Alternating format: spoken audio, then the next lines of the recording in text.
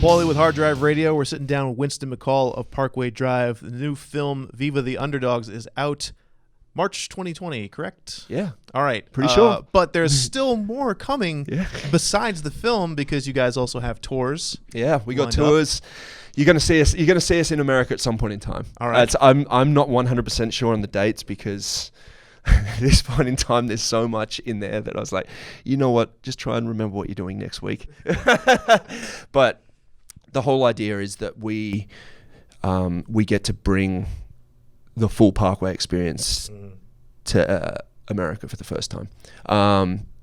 It's taken a long time to get to this point. Like your land is a hard land to break into when it comes to music. Yeah. It's been the hardest out of everywhere in the world, and there's a hell of a lot of talent, and there's a music industry which has very, very, very deep roots.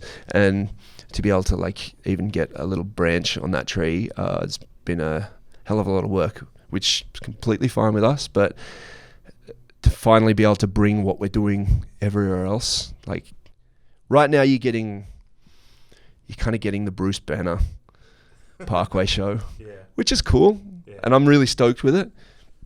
But we're going to be bringing the Hulk, so and that's when it gets really, really fun, because that's what our passion actually is. It's doing the entire thing, because I just know that experience is something that it levels it up beyond what I think people understand until they actually see it. I think it's very easy to see a show and go, oh, you've just got some effects going on stage now. Why is that different from you just playing your music? I'm like, well, we write the music with all of these moments in mind, and everything that we create is a completely integral part of who we are as a band these days.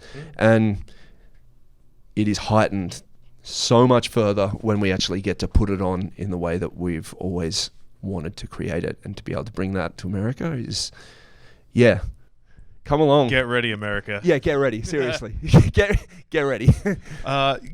Besides the tour and the film that's coming out, you guys are also putting out a soundtrack along with the film. Soundtracks, man. We're into soundtracks these days. I know you got the Parkway Drive soundtrack, man. Yeah. So, putting that together. Yep.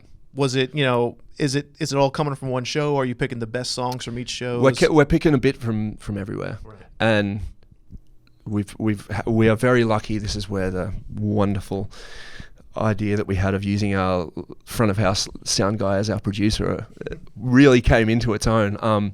George, our mixer at every single show, is our in-studio producer as well. So he's been grabbing sounds over the last year or so, and we've been picking them and putting them together into a live soundtrack for the first time. Parkway live songs, and they sound decent. I'm really stoked. I'm like, modern technology we're past the days of putting like your little tape recorder up in the rafter and getting some live sound. So yeah, I'm really stoked with the sound quality. It's really, really nice. So when you guys are picking the songs, is it you're on stage and you just know you played like the best version of Vice script ever, and you're like, that's going to be the one? Or sometimes there's been some of that. There's been also ones where we're like, that is not the best version, and that's the reason it's staying in, or the crowd sung really loud, or something happened on stage which made it memorable. We've done our best to give a live Parkway experience. Like, it's not squeaky perfect. It's like everything in the band. Exactly, yeah, that's it, exactly, and that's the whole idea. Like, it sounds really, really good, and we do. I was surprised at how tight we are as musicians, to be honest. We've been doing it for how many years now? We've been doing it for a while, but we're our biggest critics, to be honest. Like, we come off stage and we're like, oh, I heard that note you hit wrong. That was hilarious. And we're so conscious of whenever anything does go wrong, that's the moment when we piss ourselves on stage, and it's hilarious.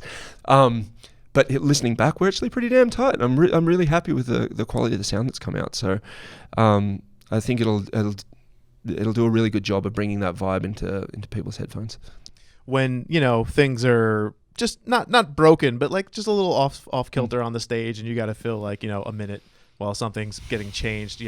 Yep. Do you have like a go-to story that you use, or do you just like kind of rant on stage to keep everyone pumped? I don't even know, to be honest. Those are the moments when I just start saying hi to people and I start apologizing a hell of a lot. Like, it's in my nature just to say sorry for existing.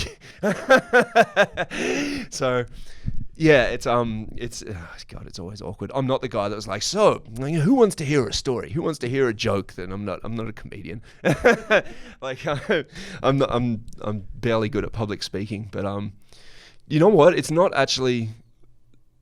Things haven't actually gone that crazy. It's either all or nothing. It's like it's explosion to the point of people know it's gone wrong and we have to stop, or people would have no idea. And I'm generally pumped enough to just go, oh my God, this is really mental, and stand there and freak out a bit, and everyone starts cheering because they see a person freaking out on stage at how good the show is. So yeah, it's not hard to get lost in the moment. And to be honest, like getting any kind of a break on stage where you do get to just take it all in is kind of a gift for a band. Time goes in you have a very different perspective of it when you're standing on stage and you're playing. It can either be insanely slow and tiring, or it can go in the blink of an eye and you look back at moments that people have filmed and you're like, oh my God, like I could have stood there and looked at that and enjoyed that moment for 5 times longer, and people would have been fine with that. But to me, it feels like I'm standing here doing nothing and people need me to dance like a jester. So you really have to be conscious of where you are on stage at that point in time and what it actually means for you, and that people realize that you're just a person as well. And sometimes things go wrong and things can be overwhelming, but it's a neat experience. Neat is not the word I'd choose to describe it, but that's always, you've always been kind of an understated guy, except when you're on stage. Yeah, and I'm swearing a lot. Oh yeah, there's that one. Like I get on stage and all of a sudden I got a foul mouth. Yeah, this has been a very PG interview, right? Yeah, here, my mum and my wife are always like, well, you swear a lot when you get that microphone. I'm like, do I really? And then I watch it back and I'm like, whoa, calm down. But yeah. Is it like weird to you at all, or that's just like the moment that you're in and you just I don't know. I think F-bombs. Dropping F-bombs everywhere. That's it. It's my go-to. Doesn't ever get more than that, but I don't know. It's that thing with the difference between. I don't necessarily think I have an on-stage persona. Like it's not all of a sudden I'm like, look in the mirror and go, all right, yeah, you're ready to do it. Let's go. F-bombs everywhere. But I think I just get really excited, and for some reason, swearing just comes out. That's the best way to describe it, to be honest. Because it's not a bad thing. And it comes across very naturally. I know, isn't that like, I don't know if that's a sad thing or a good thing. It's natural for you to speak horribly. I think it's a good thing, because I feel like the fans in the audience, they know that it's because of the excitement. It is. It definitely is. Watching you guys play is like just a singularly wonderful experience, because you see how happy you guys are, and like that's what translates to the audience. Yeah, and I think that's been one of the things with this whole experience as well, and it's been it's been a growing process over the last few years, is realizing, I think, the connection that we have with this music, and the connection that we have with touring, and the connection that we have with being on stage together. We've been doing this for a long time, and you grow as people over that amount of time, and I think we never realized how much we actually grew, and never acknowledged how much this process shaped us into individuals over 16 years of doing it. And you kind of just assume that everyone's doing the same thing. And when you finally look at what's going on and you realize that there's been like these cracks between like the relationships within the band that you never really acknowledged or never took the time to even ask, what's going on in your life other than what we do? You realize that you've kind of grown apart, but at the same point in time, you realize what brings you together. And being on stage and doing what we do and truly caring about like loving the people that you work with is it's the most important thing. And it's genuine joy that we have on stage when we are together playing. And like it's been a very interesting process growing. Like the last few years has been the first time when we've ever actually gone, right, what's up with everyone in this band? How is life changing? Like we hit this point where people started having kids and the band just went nuclear, and like it's just gone so big, and the whole concept of what we do has been massive, that we really did have to like take stock of what is life for us and what do we want out of it. And the things that drew us together are still the things that brought us together in the first place, and being able to see who everyone is in the band and who they've grown into as well, and acknowledge that has been a massive growing process, and has been something that's been very hard but very rewarding at the same point in time. So listening to the last album, Reverence, and we talked about it, you guys went through some pretty dark times about 2 years ago, and getting through those as a band and as a family, I'm sure is challenging, but the end result was absolutely worth it. Yeah, that's the thing. Like, it gets explained a bit in the movie, and I think people get a sense of it, but it's very hard to explain. Kind of this, it's been like a survival mode that we've had for like from day one, and that happens when you do, like I've said, feel like you have the axe hanging over your head for this moment of your life to be stopped very, very instantly. Like that implosion happen of some kind, or you screw something up to the point where you blow a show and everyone's like, that band sucks and I'm never going to watch them ever again. So the survival mode for us was like, don't talk about it, don't expect anything, and don't really talk to each other about it, because you don't want to jinx it and you don't want to hear that someone's not up for something. So every time it was like, we're going to step up, and we're going to go here, and we're going to go there, we're going to tour for 6 months straight, and no one asked questions. They were just like, yep, I'll do it for the band, I'll do it.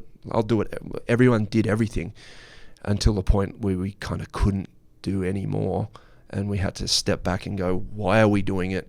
What do people have? Like, who's going to make this call, and does everyone actually understand what this is taking from each individual person's life? Because 16 years is it's a hell of a long time in your life, and things change. Like, we were kids when we started doing this, and the stakes get higher and higher the further you go along.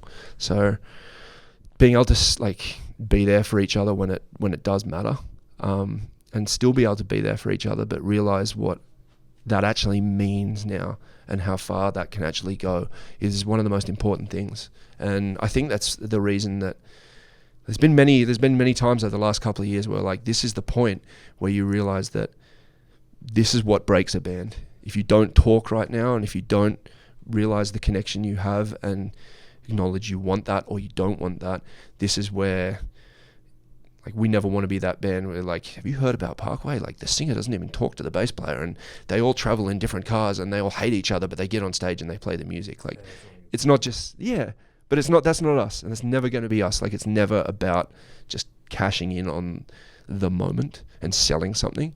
Like, we live this band. This band is literally our lives, and what we put on stage is a reflection of that connection. So, well, it's a pleasure for me and an honor to be able to have these kind of conversations with you. Thank you. Because I am a fan of the band, but I also get to talk to you about all of this. And I just want to say, on behalf of all of your fans, just thank you for the music that you guys make, and thank you for being genuine human beings. And from the bottom of my heart, I love everything that you guys do, and I can't wait to see what's next. Thank you very much, and that goes for everyone else out there. Thank you for being there for us and giving us this. It's mutual.